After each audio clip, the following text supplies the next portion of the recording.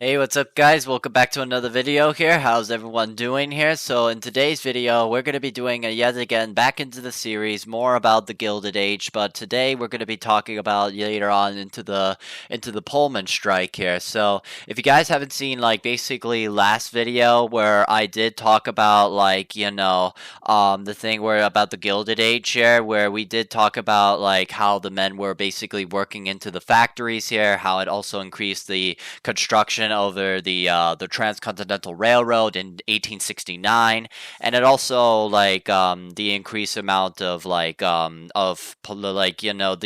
protest of wages here, and also the better working conditions here, and a better less hours work days, and we also talked about also the as well as the Gospels of Wealth here, how it increased the amount of wealth into many what made people a lot more richer here, while there's still other people that are basically really poor here. And we also talked about also the and how the Gilded Age was also named after by a novel that was made by Mark Twain back in 1873.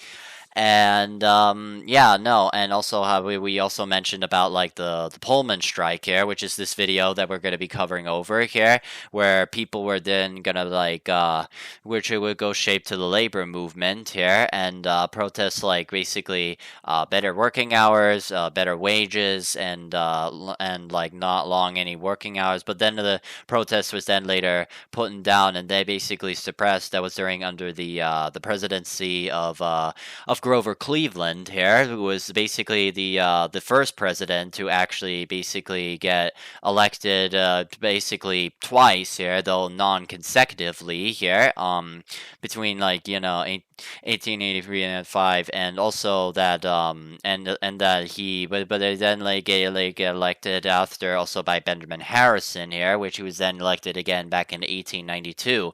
So and yeah, so this is what we're going to be covering over this video here. But before we get to here, if you guys haven't yet, please be sure to hit the like button, subscribe to my channel if you're new, don't forget to comment, and yeah, no, well, let's get to the video here. All right, let's get to it here. Let's do it. Today we're looking at the Pullman Strike. The Pullman Strike. Hello, welcome to the Daily Bellringer. Please don't forget to subscribe and take a look at the questions down in the description. Also, don't forget to check out dailybellringer.com, where you'll find more resources that go with many of the Bellringer videos. All right, let's do it. The Pullman Strike of 1894 was one of the most violent and dramatic workers' strikes of the late 1800s, and would go down in history as a strike that forever changed the labor movement in America. Right. In 1893, the United States experienced an economic downturn known as the Panic of 1893. Poor economic conditions caused many employers to lay off workers and cut wages. Well, so was the case at the Pullman Palace Car Company in Pullman, Illinois. The Pullman Company built and supplied passenger cars and freight cars for railroads. It had been founded in 1880 by George Pullman, the owner of the Pullman Car Company, and the town of Pullman itself as well. Pullman was a company town, in other words, a town that had been organized to house the employees of the company, and the employees had to rent homes, buy groceries, do basically all of their business with the company. Conflict began to grow when the Pullman Company cut wages, but yet did not reduce rent and prices of goods in Pullman. Right. On May 11th, 1894, 4,000 workers at the factory went on strike and refused to work until wages were increased. Right. Okay. So that's basically what happened here when they went on strike here. So basically, the Pullman Company had basically cut off wages here and refused also to pay also rent here, and that made also the workers really mad. And then they going on strike here, and then they basically went on into protest here, and soon the labor the movement, ARU, or American Railway Union, led by Eugene Debs, lended their support. Debs went further and organized a boycott of any trains using Pullman cars starting on June 26th of 1894. Right. So now any member of the ARU working on railroads, no matter where they were, refused to handle or work on trains that had any Pullman cars in it. It is estimated that over 125,000 workers walked off the job as part of the boycott. From June 26th to July 20th of 1894, rail service across the United States grinded to a halt because of the boycott. Since railroads at Right, the that makes time were the sense. primary means of transporting goods, this caused numerous problems. Right. Okay. So this like because of like the boycott here and like basically that the men didn't refuse to go to the work here to like the into the for the Pullman company here. The trains were then like the crease of the railroads in the United States went to a complete halt. This means also that that they were having interruptions of like basically of transporting like many more like basically goods here and they and also well as also like Problems coal and across the other resources. nation. Railroads began to hire scab workers or workers that were willing to work despite the strike and boycotts. These scabs or strike breakers were met with violence by many of the striking railroad workers. On Hmm. June 29th, Eugene Debs held a rally just outside of Chicago to bring further attention to the issues and put more pressure on the Pullman Company to meet the strikers' demands. After the rally, violence erupted and several strikers started fires Right. and pushed at least one train off the tracks. Facing increased Right. pressure, President Grover Cleveland Grover stepped in and Cleveland. demanded that trains begin moving. Specifically, Cleveland insisted that trains carrying U.S. mail be allowed to continue to run. Right. Debs and And leaders of makers. the Right. strike refused. On July 2nd, the federal government received an injunction that prohibited or made it illegal for American Railway Union leaders to compel their members not to work. An Members injunction not is to work. basically an Yeah. order from the court that an individual or Right. An order company from has court to from the. legally follow.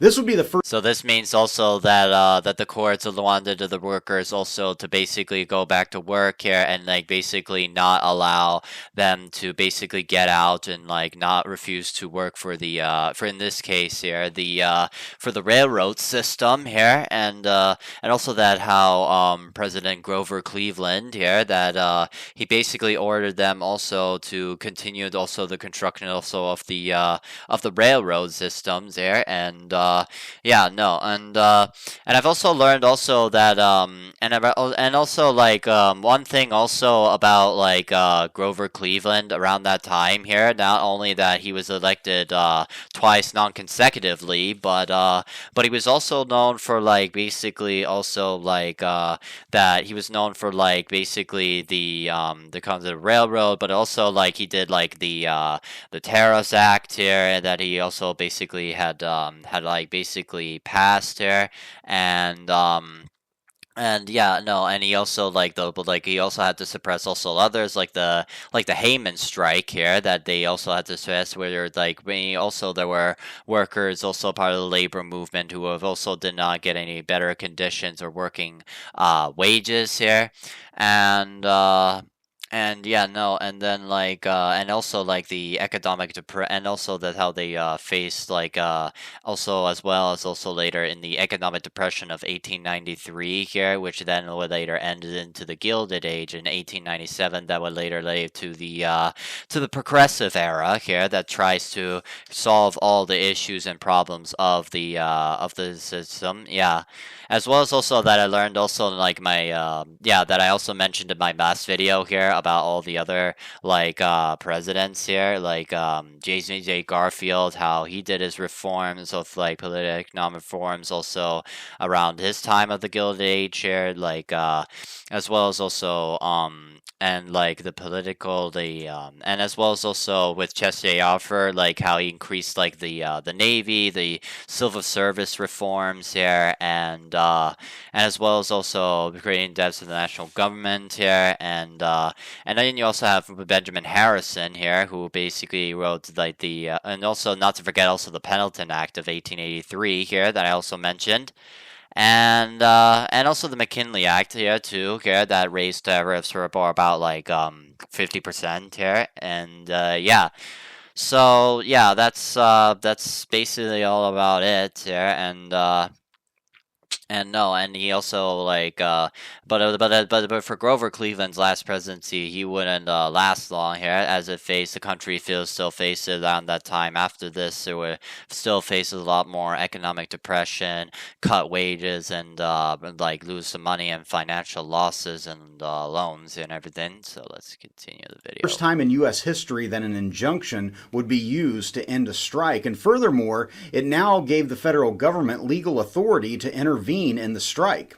On July 3rd, 1894, President Cleveland ordered that 2,000 federal troops Right, move in and break within the up the strike in military Pullman. too here. July 4th, 1894 looked almost like a scene from war rather than a labor movement, as strikers near Pullman had overturned rail cars and built barricades to prevent troops from reaching the rail yards. July 6th, thousands of protesters set hundreds of rail cars on fire at a rail yard on the south end of Chicago. And then on July 7th, National Guard troops opened fire on strikers, killing as many as 30 protesters and wounding dozens more.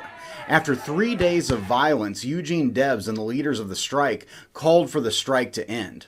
Across the country, railroads began moving again, and by July 20th, federal troops in Chicago were withdrawn. The Pullman Company agreed to rehire the strikers, but only if they promised to never join a union again. Eugene Debs and several other leaders were arrested and sent to prison for conspiracy to obstruct mail service and for not following orders from the Supreme Court. Debs would spend 6 months in prison. In all, it's estimated that 30 people were killed in riots in Chicago, then another 40 killed in protests across the United States. Additionally, it's estimated that the strike caused over $80 million in property damage. Interestingly, in the midst of all the unrest, President Cleveland officially recognized Labor Day as a holiday in an attempt to gain support from other labor unions that might have given their support to the railroad strike. The Pullman Strike was an incident in history that clearly demonstrated the growing divide between that's right. employers and the working class during the Gilded Age. So with that, hopefully you learned something, and thanks for watching. Right. Okay. So that's basically about it. So that last part over here, that's where Grover Cleveland also mentioned also about the about like, that's basically marked the end of like to not be able the workers to be part of the union, and how Eugene Debs here was how he later organized and make the strike here, and but then he later called it off here, but he was then later taken as prisoner here, and then how President Grover Cleveland had recognized it as an official holiday Labor Day called Labor Day here, and recognized those from the labor movement. And that's and how there was also like basically fires that their flamethrowers that were basically attacked into like the trains here, and fire, and also that there were fires and attacks from many of the buildings here, and so and also how 30 protesters, how a few protesters and the 30, how they were basically killed and died from basically during the strike riot here, and and then but then that's later on also like how they would then later on not make any unions, but also that this means to protest to have better working conditions, better hours, good pay, and also not to follow orders, also to not being kind of like also they also will later protest also to try not be control of the from the government here. So anyways, that's basically all about it here. I hope you guys basically enjoyed the video here, and if you guys did, please be sure to hit the like button, subscribe to my channel if you're new, don't forget to comment, and turn on the bell notifications, that way you get notified by every video that I'll be posting in the channel. And I guess I'll see you in my next video. So, Airon the History Buff, out.